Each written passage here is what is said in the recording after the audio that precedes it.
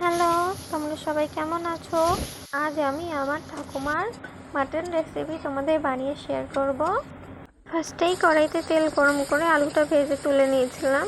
এবারে স্লাইস করা পেঁয়াজগুলো ভালো করে ভেজে নেব। ভাজা হয়ে গেলে রসুন আর কুচু করা আদা দিয়ে নেব। হালকা নেড়ে চেড়ে একটা গোটা রসুন দিয়ে দেব।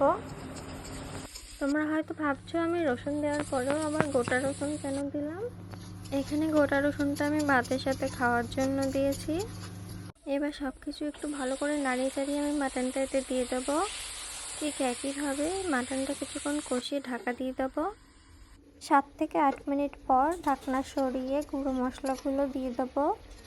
নুন, হলুদ, গুঁড়ো লঙ্কা, জিরা পাউডার, ধনিয়া পাউডার দিয়ে ভালো করে সব মশলা মিক্স করে ঢাকা দিয়ে নেব। কিছুক্ষণ পরে দেখতে পাবে মাটন থেকে জল বেরিয়ে এসেছে।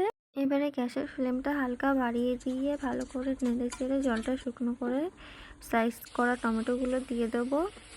এবারে দেখো টমেটোগুলো ভালো করে মিক্স হয়ে গেছে।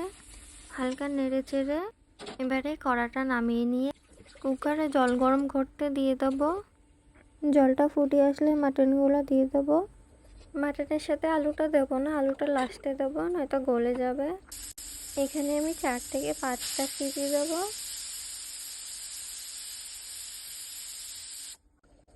5টা সিটি দিয়ে নেওয়ার পরে আমি এখানে আলুগুলো দিয়ে আরও একবার সিটি দিয়ে নেব। এবারে মাটন রেডি।